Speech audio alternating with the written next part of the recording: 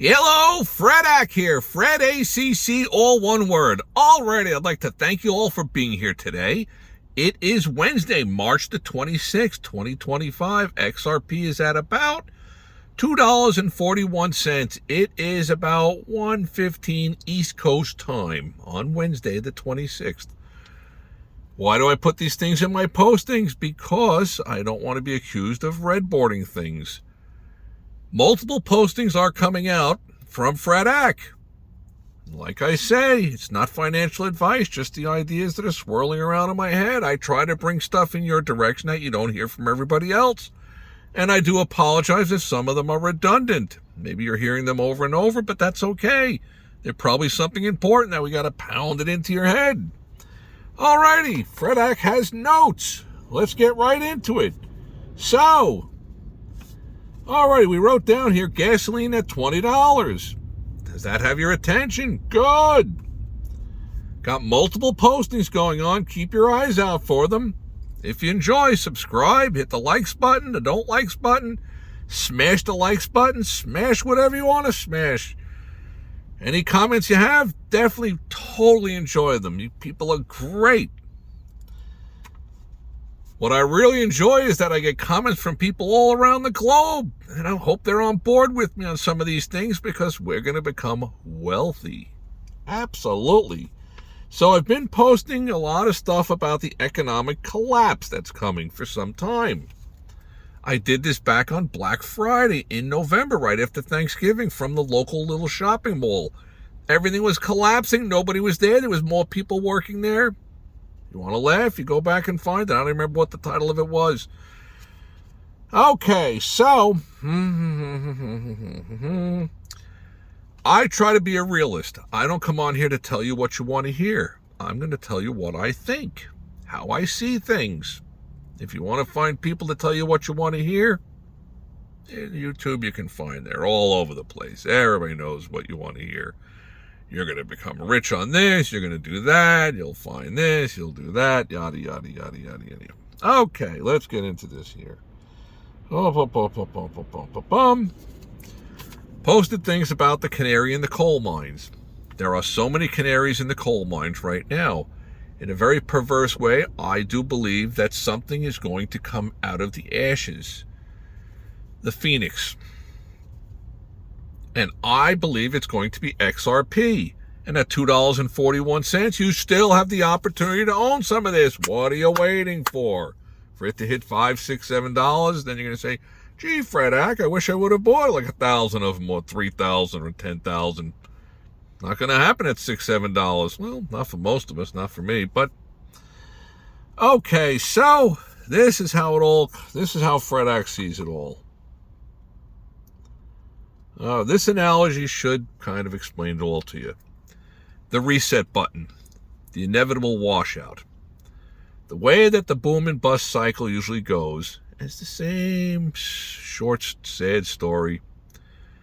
Things rise, the money supply is cheap. They open up the water faucet, and governments allow money to flow. And with that flowing, always brings speculation. The speculators come. I'll buy this piece of paper for $50. Why? It's not worth a penny. But I'll sell it to some other fool tomorrow for $55. It's the greater fool theory. And you know what? When it works out, it's great.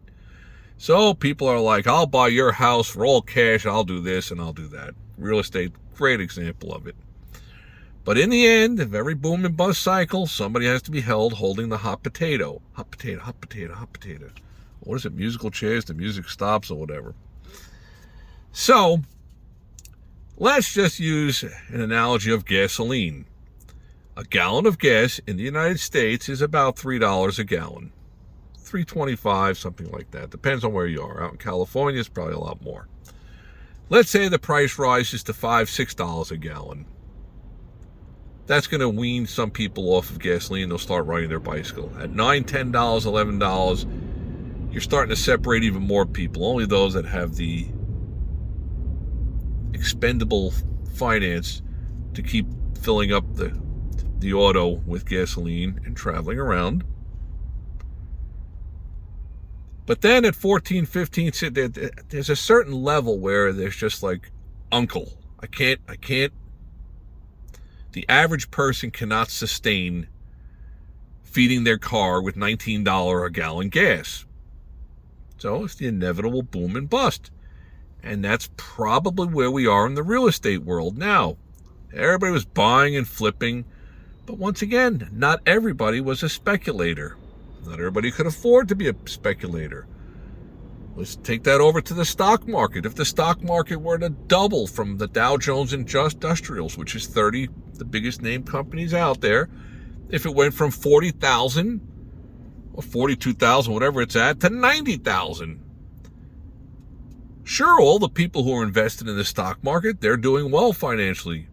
But a very large amount of people are not invested in the stock market. So it doesn't matter to them. They don't care if the stock market doubles or it gets bent in half. If it gets cut in half, doesn't matter to them. They're not in the game.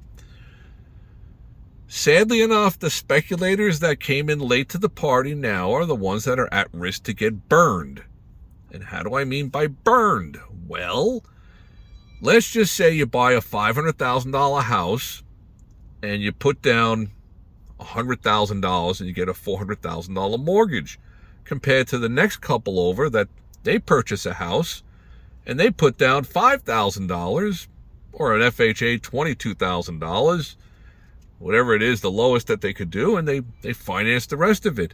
Well, if the house drops in price by $100,000, $150,000, they both walk away from the house. But the ones who are in for $100,000, it's dropped 40% in price. It's only worth $300,000. They're like, here's the keys. It's all yours. Fine. But they got completely gutted out of a lot of their own capital. Whereas the person who put in very little, they didn't lose very much. And all of that starts to have a domino effect. Now, how could that affect XRP? Sure, the thought could be out there that in an economic downturn that I think we're heading towards, there could be a lot of pressure on the crypto world. Initially, there will be, more than likely. I think the Bitcoin thing has run its course. Why? Partly because of the price that it's at. It's priced itself out from the everyday suckers. That's you and I, Joe Shlomo, who goes to work 9 to 5 every day. Whereas those people that are in the big money groups, they're not going to be affected that much by it all. And they're not even playing the game because they're set with what they have, if you think about that. So for a Bitcoin to be $85,000 for each coin, most of the little people have been priced out. And it's the little people that the big money feeds on. That's my opinion. It's only my opinion. Why do I say that? Because that's why they design all these different things. Credit cards with 29% interest, 17% interest, whatever it all might be. The big money is catering to the little people, and they're just slowly squeezing them out of everything that they have. And that's what's been going on for a good 30, 40 years.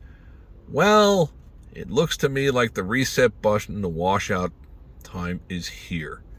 Still, I don't think that's going to have a negative effect on XRP. Why do I say that?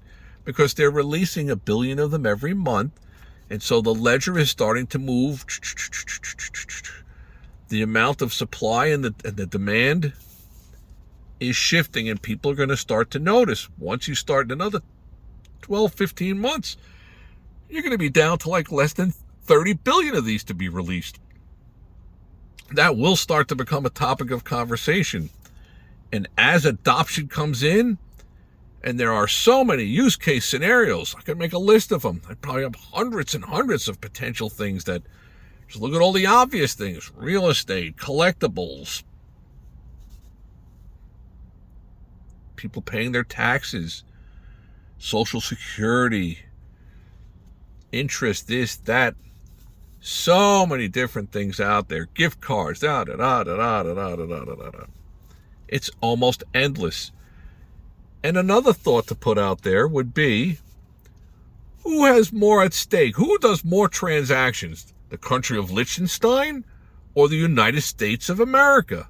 Well, the United States of America towers over Liechtenstein or over Greenland and Iceland and Why? Because of the size of our economy and the spendability of the money that we have, and partly sprinkle in there that Americans are naturally, we want it now. We don't want to wait. Sure, when people go look at that refrigerator, freezer, and what do they ask them? Not how much is it? It's like, how much a month? Sure, you'll pay $19 a month for the next 900 years, and you'll pay 3 times the price of that item, or 30 times the price of that item. The big money, the big institutions are taking advantage of us, but people are waking up. And I think the great equalizer is going to be something from the crypto world. I believe it's going to be XRP. At any rate, a lot of blabbling going on here. I got many more postings over the next couple of days. Interesting things swirling around in my head. I want to thank you all for being here, and I hope all your days are winning ones. Have a great day.